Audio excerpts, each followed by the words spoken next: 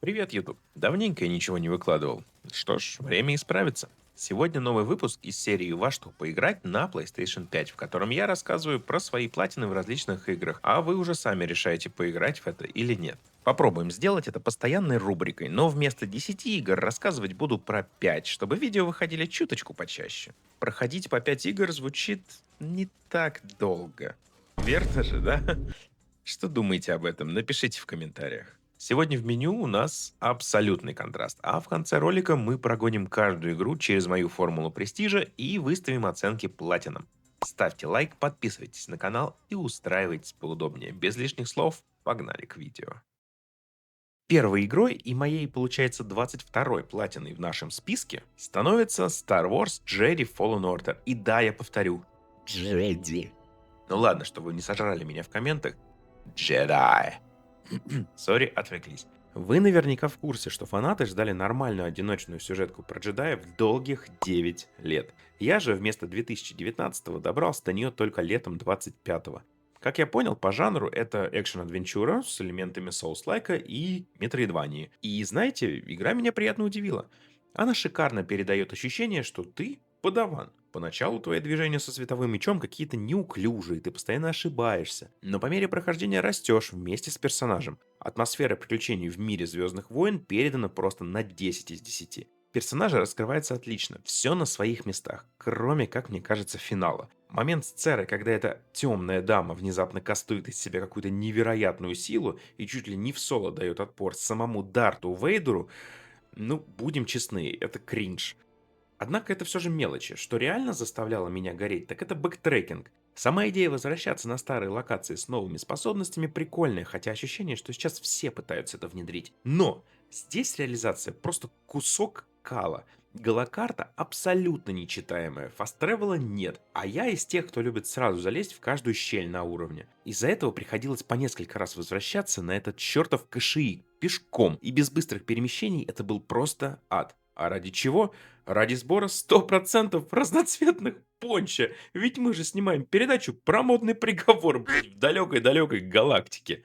На все про все ушло 30 часов. Трофеи классные. Разработчики не стали душить ачивками за сложность, зато накинули прикольных боевых задачек. И это не кажется гриндом. Просто попробовать разные комбо. Как пример. Отрубить язык жабе-переростку, убить штурмовика его же замедленным выстрелом. В целом, это крепкие 8 из 10. Почувствовать себя джедаем было реально кайфово. Второй номер в нашем списке — Lego Marvel Super Heroes. И давайте на чистоту. Игры серии Lego — это чистая субъективщина. Вы либо обожаете их, либо вообще не понимаете, зачем в это играть. Лично я обожаю Лего с детства. Купил себе пак из 3 игр. Потихоньку бегаю, собираю детальки, кайфую от супергеройки. Думал, будет расслабон на 40 часов, но у игры явно были на меня другие планы.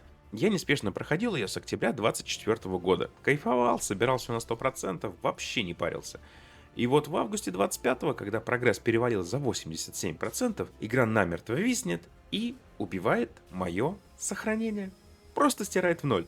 Это был полный тильт, но все же маскот моего канала Спартанец, да, мы не сдаемся. Я стиснул зубы и заспидранил эти 100% заново где-то часов за 20. В итоге вместо приятной прогулки я получил 57 нервных часов гринда. Сюжетная игра, ну, неплохая, куча отсылок на вышедшие на тот момент фильмы, да и разрабы молодцы, разбавили духоту собирашек мемными трофеями. Как пример, там мой любимый — это ачива, где нужно играть в кооперативе за Капитана Америку и Человека-факела одновременно, ну, то есть вдвоем за двух персонажей. Кто понял отсылку, тот понял. Идем дальше. После 57 часов нервного гринда в Лего мне жизненно было необходимо найти что-то короткое и необычное, чтобы выдохнуть. В августе 25-го в PS Plus как раз закинули Индика, ну и я решил попробовать. Ребят, ну, это просто сюрреалистичная срань. Я реально не знаю, как по-другому назвать эту игру. Сам концепт прикольный. Неверующая монашка путешествует с глубоко верующим беглым бандитом. Но на деле игра оказывается слишком философской. Тут прям надо сидеть и думать, чтобы выкупить вообще происходящее. Вроде бы это приключение на 5 часов из разряда пройти и забыть, но эту гипертрофированную царскую Россию вы вряд ли потом сможете вынуть из головы. Я до сих пор ору с этих ненормальных гигантских банок с рыбой. Ну, ну какой мем, боже. А вот путь к платине тут с подвохом. Вы можете пропустить вообще все трофеи. Ачивки тут нестандартные и в какой-то степени издевательские. Как вам, например, два взаимоисключающих трофея. Ни разу не упасть в сушилку для рыбы и упасть туда 5 раз. Ну или трофей «Утони в пруду 10 раз». Хотя мини-игра проходится буквально с первой попытки. Ты просто стоишь и специально убиваешься ради цинка. Классно, конечно, но на любителя. Четвертый номер Готи 21 года и Takes Two. Идеальное кооперативное приключение для парочек. И если пары нет, можно пройти и с другом. Как говорится, лучше иметь друга, чем друг друга.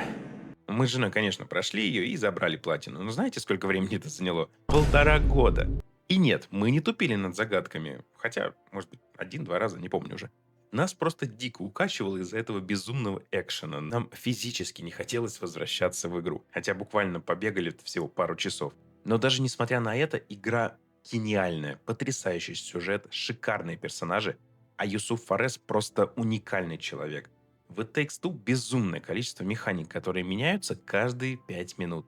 Путь к платине – чистый кайф, никакого гринда. Пройди весь сюжет, найди пасхалки, отсылки, да и все мини-игры. Всего 15 часов ненапряженного геймплея, если, конечно, вас не укачивает. Ну и финальная платина на сегодня – великий и ужасный Hollow Knight. Поначалу ты бегаешь и думаешь, что это вообще такое, почему так скучно? Ну, честно, вот такое состояние я поймал буквально в первый час игры. А потом игра берет тебя за шкирку и затягивает. Я до сих пор в шоке, как такая маленькая команда смогла выдать шедевр с настолько глубоким и обоснованным лором. Знаете, когда бегаешь по городу слез и вдруг понимаешь, почему там идет бесконечный дождь. Да просто потому, что прямо над ним находится огромное голубое озеро. Отвал башки. Но платина... Ребят, это жестко. Вам понадобится либо титаническое терпение, либо безумнейший скилл. Самое суровое испытание это, конечно же, пантеоны. Я примерно неделю не мог пройти чистый сосуд. Тренировался по паре часов в день, наверное. И четвертый пантеон вообще никак не поддавался из-за этого. Сделал перерыв на пару дней, захожу и закрываю его с первой попытки. А следом иду на кураже в пятый и закрываю его с 3 попыток. Сдох на носке, сдох на лучезарности, и в этот же день заветный дзинь. Удача! До 100%. Я не знаю, как это по-другому объяснить. На все про все ушло 88 часов. Хотя в игре вроде писалось 66 или что-то такое. На футаже будет скрин. Ну и маленький мини-совет, вдруг кто не знал. Не забудьте потрогать скрижаль в храме Черного Яйца. Тогда в журнале появится процент завершенности.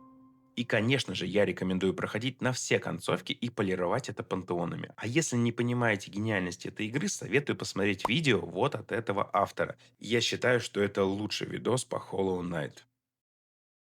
Ну и что? 5 игр мы разобрали, запускаем формулу. Jedi Fallen Order. Мнение 8, сложность 3, духота 7, время 30 часов. Итог 5 баллов.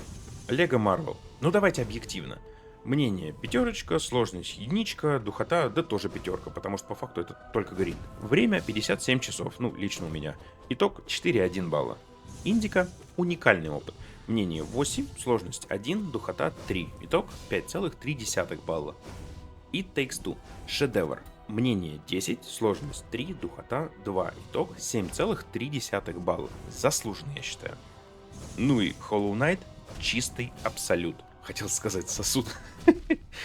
Мнение 10, сложность 9, духота 2. И почему 2? Да потому что тебе интересно находиться в этом мире и собирать его.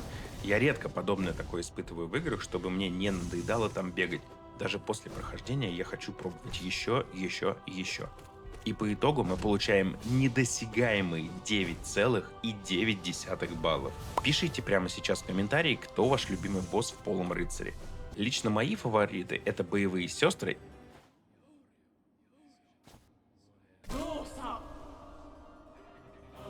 и Король Кошмара.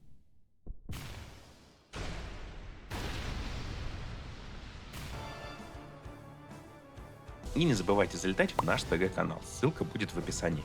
Спасибо за просмотр, ставьте лайк и до новых платин. Всем пока-пока.